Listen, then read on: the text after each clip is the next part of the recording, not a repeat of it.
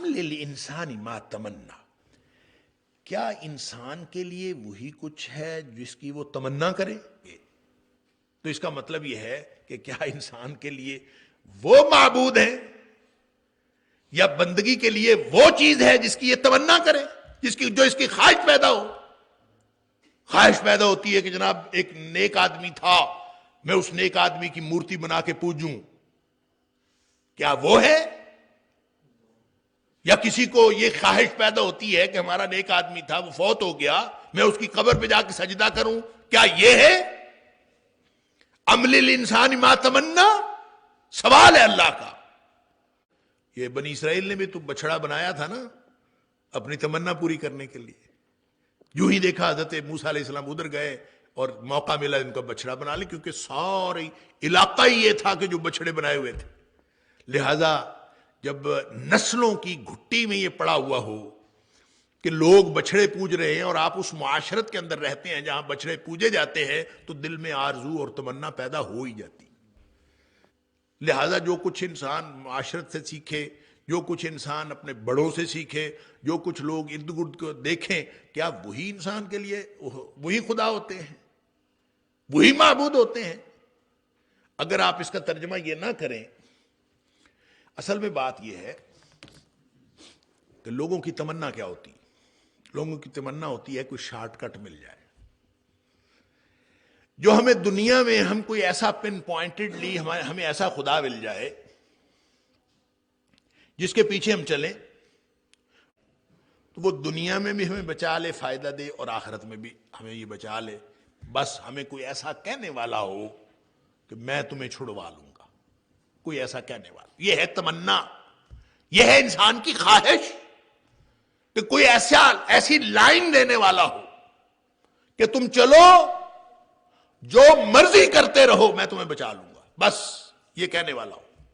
تو جو بھی یہ کہتا ہے، وہ چاہے مسلمہ کذاب ہو، نبی پاک صلی اللہ علیہ وسلم کی حیات طیبہ میں نبوت کا دعویٰ کرنے والا، جس سے بڑا جھوٹا اور دجال ہو ہی نہیں سکتا، اس کو بھی مل گئے تھے پیروکار، لوگ اس کے پیچھے بھی چل پڑے تھے۔ ام للانسان ما تمنا، ہوا کیا تھا کہ اس نے بھی اس طرح کے وعدے کیے تھے۔ ایک تو دنیا میں بہت ساری آسانیاں کر دی تھی کہ جو دل کرتا ہے کرو، اور جو یہ کہہ دے نا کہ ایسے کر لو خیر ہے، آسانیاں پیدا کر دو، یہ بھی چھوڑو، یہ بھی چھوڑو، یہ بھی چھوڑو، تو اس کو بڑا لوگ لائک کرتے ہیں، اس کو بڑا لوگ پسند کرتے ہیں۔ دنیا میں بھی فائدہ، آخرت میں بھی فائدہ۔ کوئی شارٹ کٹ بتانے والا ہو کہ یہ کیے بغیر ہو جائے گا، بس کوئی ایسے 10 دن مل جائیں، سال میں اگر 10 دن پی کاٹنی پڑے تو ہم کاٹ لیں گے، باقی کو دن تو اپنی مرضی سے زندگی گزاریں۔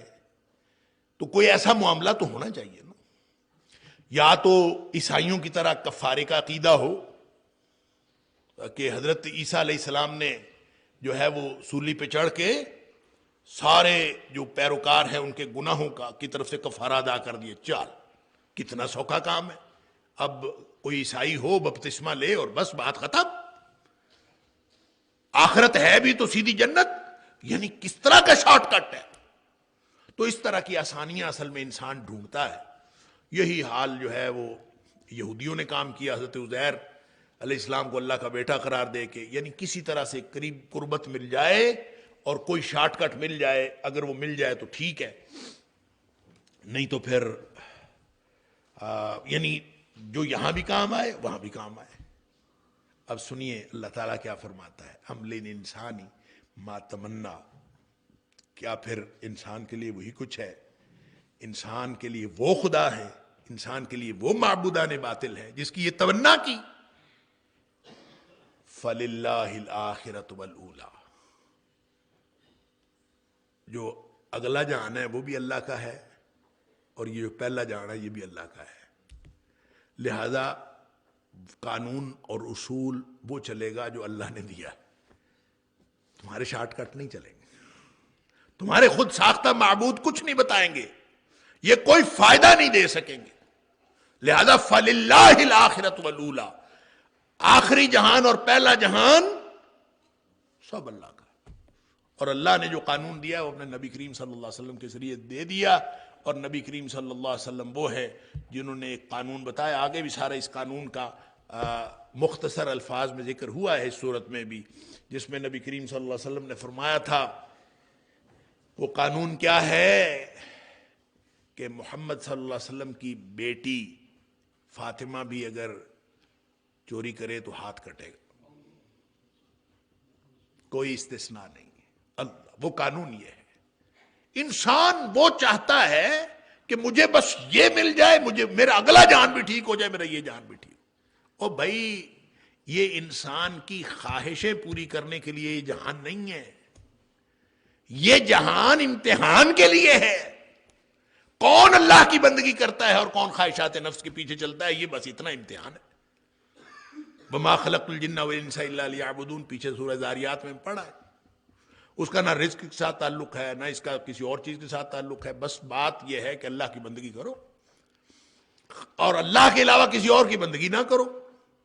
اور وہ بندگی کسی کی بھی ہو سکتی ہے، کسی بت کی ہو سکتی ہے، کسی زندہ کی ہو سکتی ہے، کسی مردہ کی ہو سکتی ہے، کسی شخصیت کے نام پہ ہو سکتی ہے، یا پھر وہ کسی وقت کے جابر کی ہو سکتی ہے، وقت کے فرعون کی ہو سکتی ہے، کسی نظریے کی ہو سکتی ہے، خواہشات نفس کی ہو سکتی ہے.